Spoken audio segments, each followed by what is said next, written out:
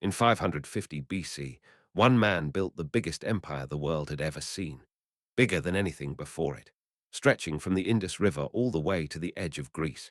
And the strangest part, he did it in about 20 years. No long build-up, no slow conquest over generations. 20 years from obscure tribal leader to ruling somewhere between 40 and 50 million people. That's close to half of everyone alive on Earth at the time. But here's what makes the story even weirder. Persia didn't just rise fast. It refused to die. Empires came and burned it down. Languages came and tried to replace it. Religions came and tried to erase it. And somehow, 2,500 years later, a student in Tehran can still half-read poetry written before England existed. So how does one civilization pull that off? And why has it spent the last 15 centuries fighting just to stay itself? To understand that, we have to go back to a kingdom that almost nobody saw coming. Around 600 BC, the known world was carved up between giants. Babylon ruled Mesopotamia, its walls so thick chariots could race along the top. Egypt sat behind the Nile, already ancient. The Medes controlled most of the Iranian plateau, and tucked away in the southwest corner of their territory was a small tribe of livestock herders called the Pars. Nobody paid them much attention. They paid tribute to the Medes, raised horses, fought among themselves, and stayed out of the way. The kind of people history usually forgets. Then in 559 BC, their prince inherited the throne. His name was Cyrus, and he was about 30 years old. By all rights, he should have lived and died as a minor king of a minor people. Instead, within 9 years, he overthrew his own grandfather, the Median king Astyages, and took control of the entire Iranian plateau. The Medes who had ruled him became his subjects. Grandfather, your own army has joined mine. They didn't join you. They were paid. They were tired of you. You're my own blood. You'll be treated as my blood. You won't be harmed. And the crown stays with me. If this is the kind of history that fascinates you, you'll probably want to subscribe. Because what Cyrus did next rewrote how empires would be built for the next 2,500 years. Cyrus didn't stop at the Medes. Turned west toward Lydia, a kingdom in what's now Turkey, ruled by a man so wealthy his name still means rich today, Croesus. The Lydian king had golden treasuries, a famous oracle, and an army built around heavy cavalry. He also had a habit most ancient kings shared, asking the gods if he should attack and hearing exactly what he wanted to hear. The oracle at Delphi told him that if he marched against Persia, a great empire would fall. Croesus assumed it meant Persia. It didn't. Cyrus crossed the river, met the Lydians in battle, and used a trick nobody had seen before. He put camels at the front of his army. Lydian horses had never smelled camels and panicked. The cavalry charge collapsed before it even started. Croesus retreated to his capital, Sardis, sure his walls would save him. The Persians scaled the cliffs behind the city in a single night. By morning, the richest king in the world was a prisoner. What happened next is the part nobody expected. Cyrus didn't execute Croesus. He didn't enslave his family or burn the city. He gave the defeated king a position as an advisor and let the Lydians keep their customs. This wasn't softness, it was strategy. Cyrus had figured out something every conqueror before him had missed. People you treat well stay conquered. People you humiliate spend the rest of their lives plotting revenge. Your Majesty, the prisoners from Sardis, what shall we do with them? Send them home. Home. They fought against us. They fought for their king. Now they have a new one, and the temples, untouched, every god, every shrine, every priest. Let them pray however they like, as long as they pray peacefully under Persian rule. Sir, this is not how kings behave. Then I will be a different kind of king. In 539 BC, Cyrus turned south and did the impossible. He took Babylon, the greatest city on earth, almost without a fight. Babylonian priests, fed up with their own king, actually opened the gates for him. Cyrus walked into the city and immediately did something that shocked the ancient world. He freed the Jewish exiles who had been held there for decades and told them to go home and rebuild their temple in Jerusalem. He paid for it himself, out of imperial funds. Word spread. A different kind of conqueror had arrived. In a quiet corner of Babylon's royal archives, a young Jewish scribe named Daniel was sorting clay tablets when the news reached him. Persian governors had ridden into the city. No fires, no executions, no looters tearing through the temple districts. just orders. The temples stay open. The priests keep their jobs. The exiles can go home if they want. Daniel had grown up hearing stories of Babylonian kings dragging captives in chains, smashing the altars of conquered peoples, demanding that everyone bow to their gods. This was something else entirely. He set down the tablet he was holding and walked out into the street to see for himself. Persian soldiers stood at the gates of the Jewish quarter, not blocking anyone, just watching. A Babylonian merchant complained loudly about the new tax assessments. A Persian officer listened patiently, took notes, and promised to review the case. Down by the great ziggurat, Babylonian priests were still performing their morning rituals to Marduk, exactly as they had the week before. Egyptian merchants in their linen robes haggled with Greek traders who had wandered in from the coast. Nobody had been forced to convert. Nobody had been forced to flee. Daniel realized he was watching something new being born, and he didn't yet have a word for it. The word historians would eventually use is tolerance, but that's not quite right. Cyrus wasn't tolerant in the modern sense. He was practical. He had figured out that running an empire of millions of people from dozens of different cultures was impossible if you tried to make them all look the same. Force everyone to worship your god, and half your empire revolts. Tax everyone the same regardless of their land, and the poor regions starve. Replace every local official with a Persian, and you'll need a Persian army on every street corner just to keep order. Cyrus did the opposite. Local laws stayed. Local gods stayed. Local officials kept their jobs, just now reporting to a Persian governor called a satrap. A satrap, what does that even mean? It means I run this province now. And what happens to me? You keep doing your job. You report to me. You collect taxes the same way. And if I refuse, then someone else runs the province and you don't. That's clarifying. I thought it might be. Most officials chose to keep their jobs. Cyrus died in 530 BC, probably in battle somewhere on the eastern frontier. His son Cambyses added Egypt to the empire, then died mysteriously on the way home. The throne passed, after a brief and bloody power struggle, to a distant relative named Darius. And Darius was the man who took everything Cyrus had built and turned it into a machine. The empire was now so big that a message from the western capital could take 3 months to reach the eastern provinces, 3 months in either direction. By the time you found out a province was in revolt, it had already been in revolt for a season. Darius looked at this problem and built something the world had never seen. A road. Not a road in the way Romans would build them centuries later, paved and straight. A relay system. He called it the Royal Road, and it ran for about 1,700 miles from Sardis in the west to Susa, one of the imperial capitals. Every 15 miles or so, there was a station with fresh horses and fresh riders. A message handed in at one end could reach the other in 7 days. The Greek historian Herodotus, who had no love for the Persians, admitted he had never seen anything like it. Neither snow nor rain, nor heat nor darkness, he wrote, kept these couriers from completing their routes. That line eventually ended up carved on a post office in New York 2,500 years later. Sir, an urgent message from Sardis. When was it sent? 8 days ago. 8 days. 8 days from the other side of the world. How is that possible? The roads, the riders, the horses, they never stop. Then send my reply. Tell them the answer is yes. It will be there in 8 days. Darius didn't stop with roads. He standardized weights and measures across the empire. He minted gold coins called darics that were so reliable merchants from Greece to India accepted them without weighing. He divided the empire into about 20 satrapies and sent inspectors he called the king's eyes and the king's ears to make sure nobody was getting too comfortable. He built canals in Egypt, fortresses in the east, and a brand new capital at Persepolis whose ruins still stand today. The Persians were no longer a tribe with an empire. They were an empire with a system.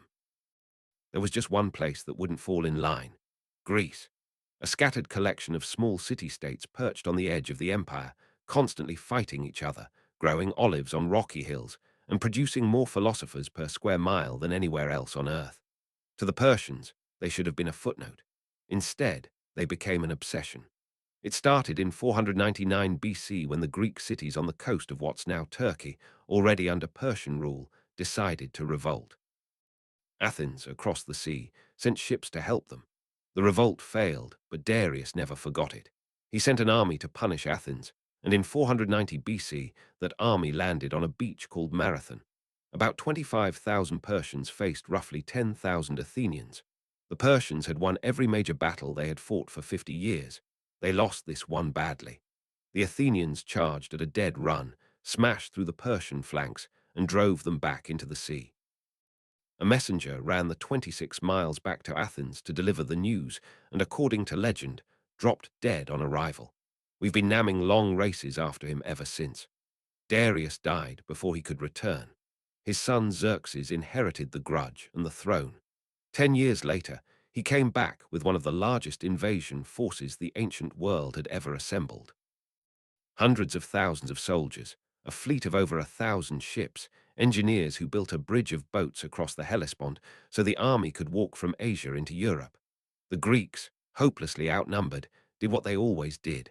They argued. 300 Spartans held a mountain pass called Thermopylae for 3 days before being surrounded and killed. Xerxes burned Athens to the ground. It looked like the war was over. Then a Greek admiral named Themistocles tricked the Persian fleet into fighting in the narrow straits of Salamis, where their numbers worked against them, and destroyed it in a single afternoon. Xerxes watched his navy sink from a throne he had set up on a hillside. The next year, his land army was defeated at Plataea. The invasion was over. Sire, the fleet. What about the fleet? It is gone, sire. All of it, all of it. Then we go home. And the army, they can stay. They can fight. They can do whatever they like. I am going home. The defeat in Greece didn't end the Persian Empire. It just ended Persian expansion. For another 150 years, the empire kept running.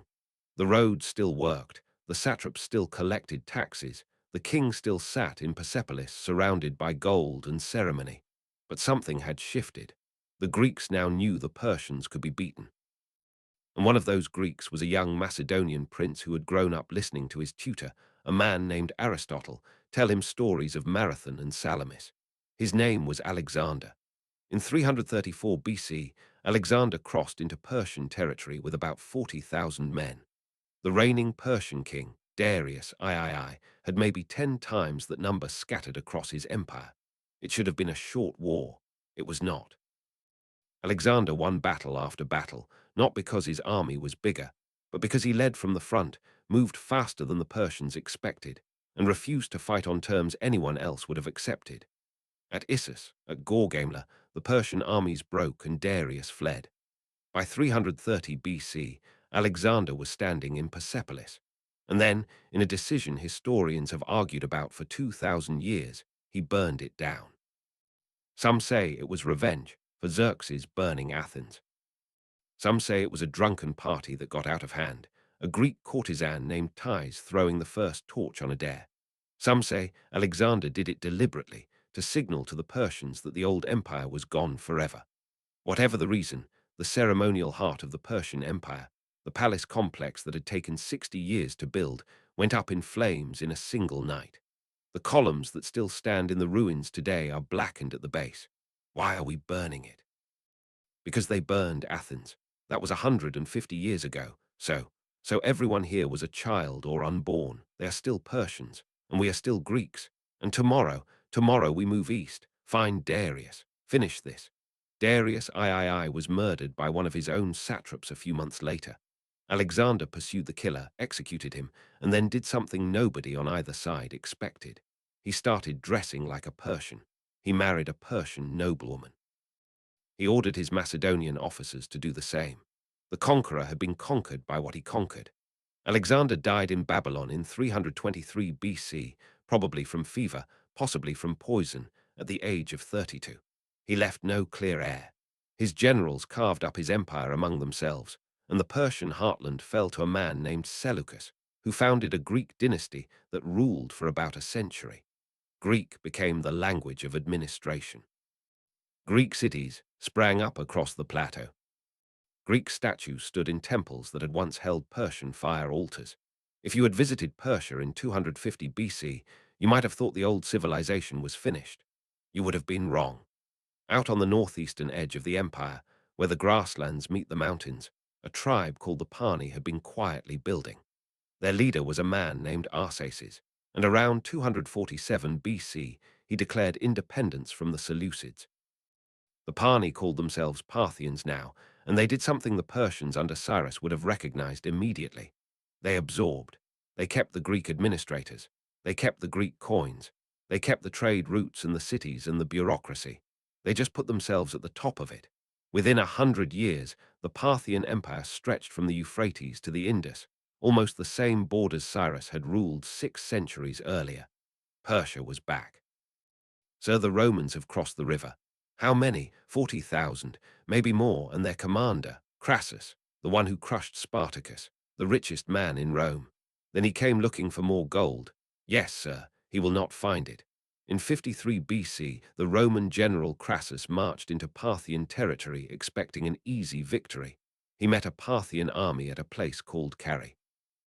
The Parthians were mostly horse archers, and they had perfected a trick that became famous across the ancient world. They would ride away from the Romans as if retreating, then twist backward in the saddle and fire arrows over their horses' tails with deadly accuracy. The Romans called it the Parthian shot. We still say parting shot today. By the end of the day, Crassus was dead, his army was destroyed, and Rome had learned that the eastern frontier was not going to be easy. For the next 300 years, Rome and Parthia fought along the same border without either side ever truly winning. Persia had found its rhythm again, conquered, broken, and somehow still standing. The Parthians eventually fell, replaced in 224 AD by a new Persian dynasty called the Sasanians. They ruled for 400 years, fought Rome to a standstill, made Zoroastrianism the official state religion, and built libraries that translated Greek and Indian texts into Persian. Then in the 630s, something nobody had predicted swept out of the Arabian desert. Arab armies carrying a new religion called Islam crossed the Euphrates, defeated the Sasanian army at Qadisiyah, and within 20 years had conquered the entire Persian Empire. The last Sasanian king died on the run, betrayed by a local miller for the price of his clothes. This should have been the end. Every other major civilization that lost to the Arab conquests, the Egyptians, the North Africans, the Mesopotamians, gradually gave up their old languages and started speaking Arabic. Their ancient tongues survive today mostly in liturgy and inscriptions. Persia did not. Persians converted to Islam slowly and unevenly over about 3 centuries, but they refused to give up their language. By the 900s, a poet named Ferdowsi sat down in eastern Iran and spent 30 years writing an epic poem called the Shahnameh, the Book of Kings, telling the entire mythological and historical story of Persia from the dawn of creation to the Arab conquest. He wrote it almost entirely in Persian, deliberately avoiding Arabic loanwords. He was making a point. Why this poem, father? Because they will forget. Forget what? Who we were, before the new religion, before the new alphabet, before everything. But we are still here, are we? When my grandchildren no longer know the name of Cyrus, when they cannot read the songs of their grandfathers, they will not be here. So I write. 60,000 verses, 30 years, so they will remember. The Shahnameh became the spine of Persian identity. Ordinary Iranians memorized it. Storytellers recited it in tea-houses. Kings commissioned illustrated copies. And here is the twist that almost nobody realizes outside of Iran. The language Ferdowsi used 1,000 years ago is still readable today. A modern Iranian student can pick up the Shahnameh and follow the story. Not perfectly, but well enough. English speakers cannot read Beowulf without a translation, and Beowulf is 2 centuries younger. Persia is the only major ancient civilization that never lost its language. The empire fell. The poetry survived. The dynasties kept coming. The Safavids rose in 1501 and made Shia Islam the state religion, drawing a permanent line between Persia and the Sunni Ottoman Empire next door. The Qajars took over in the late 1700s and watched, mostly helplessly, as Russia and Britain carved up Persian influence between them in the 19th century. By 1900, Persia was technically independent, but practically a board game for the great powers. The British wanted the south. The Russians wanted the north. Persians wanted their country back, but the country no longer fully belonged to them. Then in 1908, something was found in the southwest that changed everything. Oil, enormous quantities of it. A British company, eventually called the Anglo-Iranian Oil Company, secured a deal that gave Britain almost all the profits and Iran almost none. For decades, Iranian oil fueled the Royal Navy, powered British industry, and made London rich, while the workers extracting it lived in shacks. In 1951, a tall, mild-mannered, French-educated politician named Mohammad Mossadegh became prime minister on a simple promise. The oil belonged to Iran. He nationalized the industry. The British were furious. They demanded he be removed. He refused. "We want our oil back. It is not your oil. It is under our ground." The contracts were signed. The contracts were signed by a government that was not free to sign them. You will regret this, perhaps. But my grandchildren will not. In August 1953, a coup organized jointly by the American CIA and British MI6, codenamed Operation Ajax, overthrew Mossadegh.